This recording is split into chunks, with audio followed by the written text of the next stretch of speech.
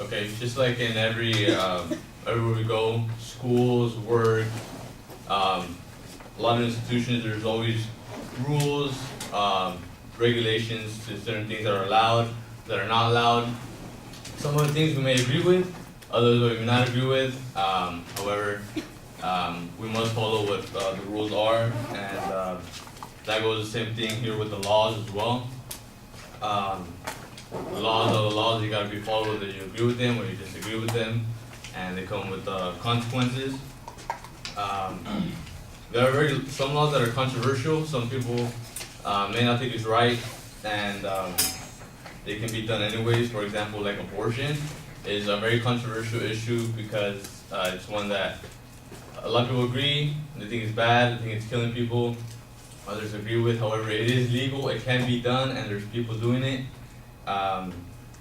So that's an example that covers controversial issue. However, I won't be talking about abortion, but I will be talking about a topic equally or more controversial to it. It does involve people's lives, and that is the death penalty, otherwise known as the capital punishment. Capital punishment is used here in California and in other states as well. And I'm going to highlight the death penalty methods throughout history, clarify the death penalty, how it's used, and describe the execution procedure in detail.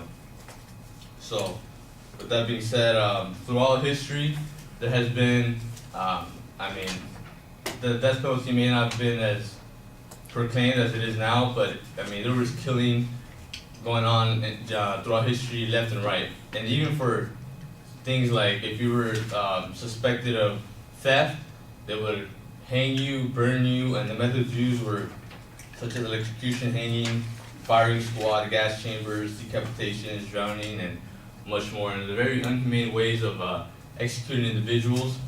And throughout history, like for example in the 1600s, there was something going on called the witch trials, which I'm sure some of you guys Salem witch trials may be familiar with it. And what happened is people were suspected of witchcraft. You were pretty much dead, just being suspected of it, because you were guilty until proven innocent, and the ways that you were tested was they would hang you and see if you survived, they would burn you and see if you survived, and throw you in a river and see if you survived. So you were pretty much dead at that point.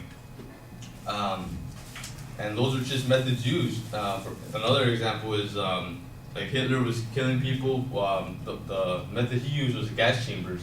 So that's considered to be very inhumane of killing human beings. And throughout evolution and time, we have trend from that. And we no longer use those methods. We use now something more humane called the lethal injection. And that is what is used here in the United States. So where is it legal and where is it not legal? In the United States, some individuals may think that just because we live in the United States, that it's legal everywhere, and however that is not true. That would be the same thing as saying that every college professor has the same rules just because they're at Fullerton College. However, that's not true. So in 32 states, the penalty is legal and is still used, and leaving 18 of them, they no longer use the death penalty. Now, from the year 2000 until 2013, 6 of those 18 states have decided to no longer use the death penalty. So that's 6 of them. So that can, it's a progress to maybe at one point it will no longer be used. So those are the states.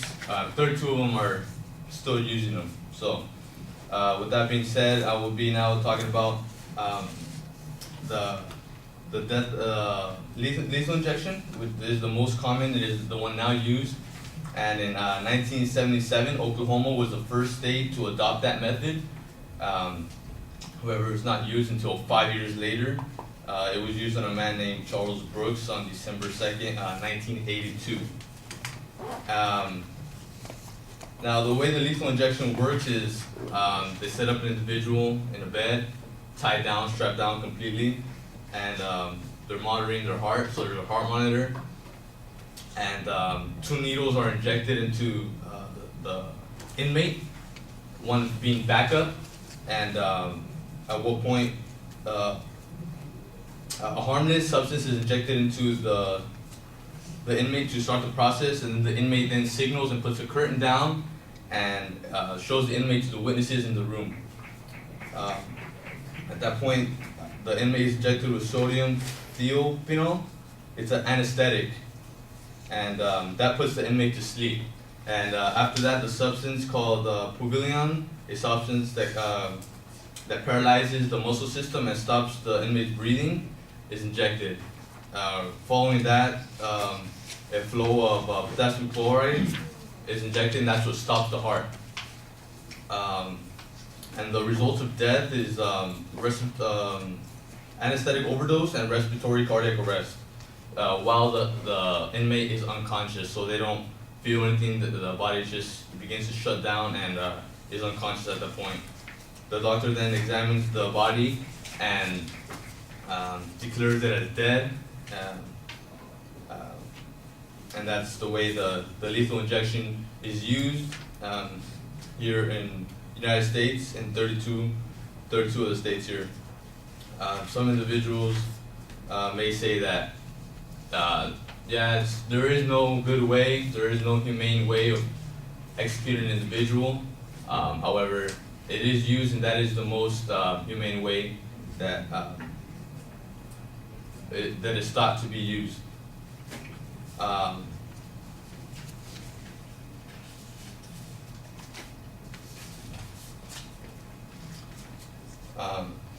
So in conclusion, the methods of execution have changed throughout history. They have evolved along with our system, from not being guilty until proven innocent, from now in a jury trial, from innocent until proven guilty, so which is much better. I'm glad we have trends from that.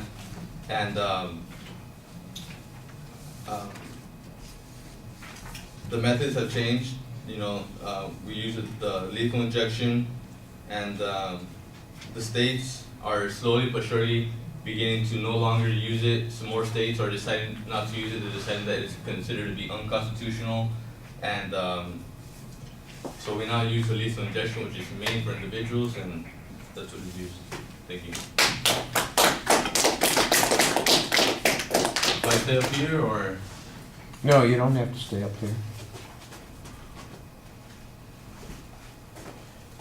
You can't come in? Okay. Well, just hang on a second.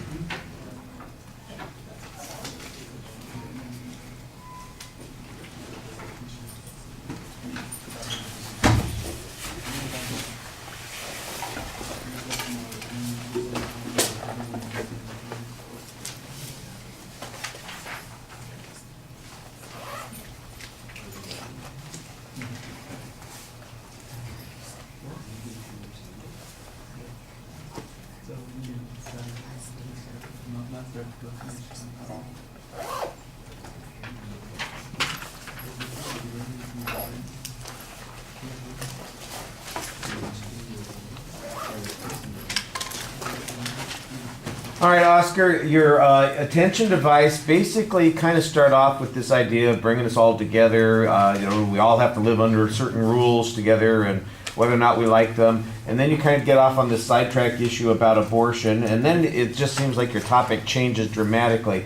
I don't think you're pulling us in on the topic, and there are some pretty straightforward attention devices that would have worked here. Maybe describing an execution that had taken place, or telling the story of somebody who had gone through an execution that was particularly heinous, or maybe some statistical information about the number of executions that are carried out by the states each year. Something that would pull us in, because it really feels like you are wandering around trying to figure out what your topic is for the first minute of the speech instead of pulling us into the topic.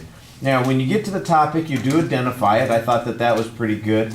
And you had a pretty good preview of what the supporting structure was going to be also, but I wasn't sure exactly what the point of the speech was, and your specific purpose statement, which I signed off on, doesn't really seem like it's clear in the introduction of the speech, so that ought to be something that is easy to take care of because you had it and it was approved for you, so why it's hidden in the opening of the speech, I'm not sure. On the material, well, you define what the death penalty is. I did not hear any source citations for any of your material. You mentioned the Salem witch trials. You talk about the first execution using lethal injection. And I think that material, for instance, could use definitely a source citation. The historical information is fine. It sounds like you've got it organized chronologically for most of the speech, so it's pretty easy to follow. The transitions between the points, though, sometimes seem abrupt. It just feels like you've changed topics, shifting hard into the next gear, and I think you want to give us a smoother transition to those particular points. The information is okay, but like I said, I do think you need to cite it, and you're not doing that. There weren't any visual materials in the presentation. Now, it looked like you were setting something up. I don't know if you had a problem or if you just forgot, but there was basically nothing that you utilized in the presentation. Yeah, I completely forgot. You know, so I walked back and I realized I was like, so oh my God. That's one of those things that, you know, if you practice more, you're not going to forget that. One of the things that it gives me an impression of is that you know, we're kind of putting the visuals in at the last minute instead of, you know, having practiced it lots of times. Yeah, and I did practice, but without the visual. yeah, and that's going to be painful for you on your grade, you know, because other things, you know, we were doing okay on a lot of things, but that's a big chunk of points, and you're not going to do well on that because there wasn't anything that was supplementing the speech. On the delivery, you're still very script dependent. The truth is, it seems like you know the subject pretty well, but you're having to read a lot. And whenever you look up, I think you do a good job trying to make a connection with the audience, but you're just not doing it enough. And it needs to, I think, flow a little bit more smoothly. All right, those are the main issues. Thank you for being ready first thing in the morning.